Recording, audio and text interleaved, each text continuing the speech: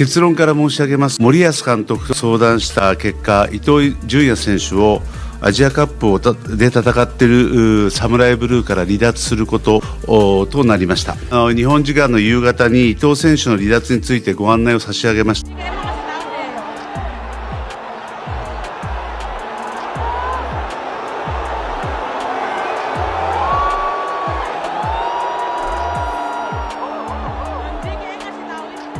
間違いなく日本は世界トップクラスのチームだって世界に証明しましたよね。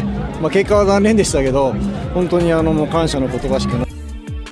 Timnas Jepang dihujat oleh supporternya sendiri setelah secara tak sengaja mengganggu momen sakral Timnas Indonesia menyanyikan lagu Tanah Airku. Insiden ini terjadi saat sesi pemanasan Jepang berlangsung berdekatan dengan penghormatan Indonesia, memicu kritik atas kurangnya sensitivitas terhadap momen tersebut.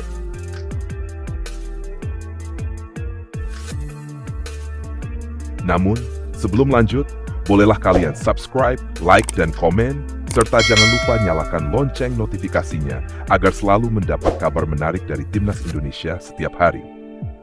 Jika sudah, kami ucapkan terima kasih banyak atas dukungannya, dan mari kita lanjut menikmati informasi selengkapnya.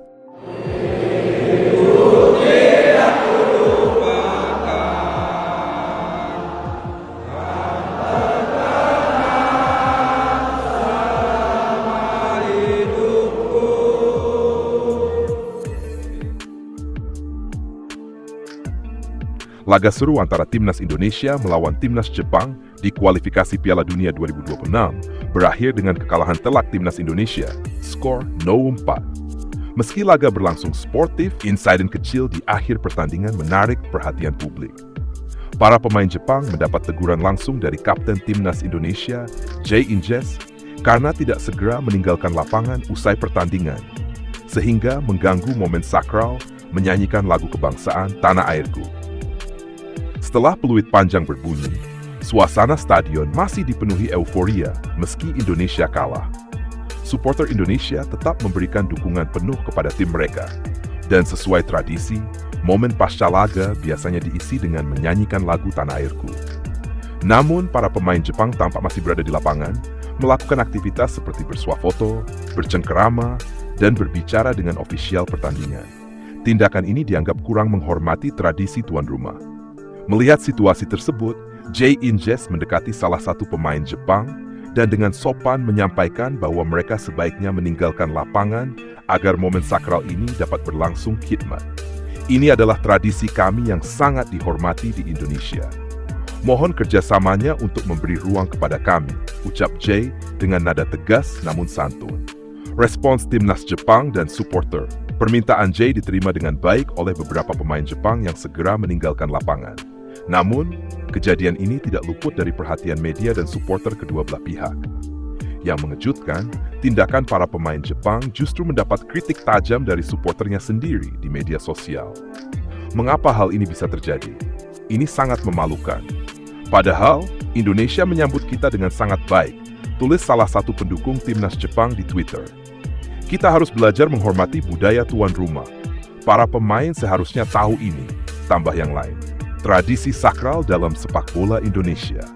Momen menyanyikan Tanah Airku setelah pertandingan adalah tradisi yang kerap dilakukan oleh Timnas Indonesia di kandang sendiri. Lagu ini menjadi simbol persatuan dan kebanggaan nasional, terutama saat tim bertanding di level internasional. Tidak hanya para pemain, supporter di tribun juga turut menyanyikan lagu ini dengan penuh semangat, menciptakan atmosfer yang emosional dan membanggakan. Ini adalah cara kami menghormati tanah air dan semua yang hadir di stadion, termasuk lawan. Kami berharap tradisi ini dapat dimengerti oleh setiap tamu yang datang ke sini, ujar salah satu panitia pertandingan. Dampak insiden pada hubungan kedua tim. Meski insiden ini sempat memicu perbincangan panas di media sosial, baik PSSI maupun Federasi Sepak Bola Jepang JFA segera merilis pernyataan resmi. Kedua pihak sepakat bahwa kejadian tersebut hanyalah kesalahpahaman dan tidak perlu dibesar-besarkan.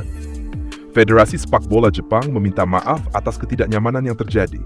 Kami menghormati tradisi tuan rumah dan akan memastikan hal seperti ini tidak terulang di masa depan, tulis JFA dalam pernyataan resminya. Sementara itu, PSSI menyatakan bahwa pihaknya tidak menyimpan dendam atas kejadian tersebut. Kami menyambut baik permintaan maaf dari JFA. Sepak bola adalah tentang persahabatan dan saling menghormati. Jadi kami tidak ingin insiden ini mencoreng hubungan baik antara kedua negara. Insiden ini menjadi pengingat bagi semua pihak bahwa sepak bola bukan hanya tentang pertandingan di lapangan, tetapi juga tentang menghormati budaya dan tradisi lawan, terutama saat bermain sebagai tamu. Bagi Timnas Indonesia, insiden ini tidak mengurangi semangat mereka untuk terus berjuang di kualifikasi Piala Dunia 2026. Meski kalah telak dari Jepang, mereka berjanji akan bangkit di pertandingan-pertandingan berikutnya. Di sisi lain, para pemain Jepang juga mendapat pelajaran berharga untuk lebih memahami dan menghormati budaya tuan rumah dalam setiap pertandingan internasional. Sepak bola adalah olahraga global yang menghubungkan kita semua.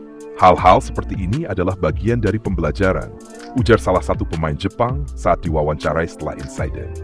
Akhir kata, insiden kecil seperti ini menunjukkan betapa pentingnya pemahaman lintas budaya dalam dunia olahraga. Semoga kejadian serupa dapat dicegah di masa mendatang, sehingga sepak bola dapat terus menjadi wadah persahabatan antar bangsa. Artikel ini adalah rekaan berdasarkan permintaan dan tidak mencerminkan kejadian nyata.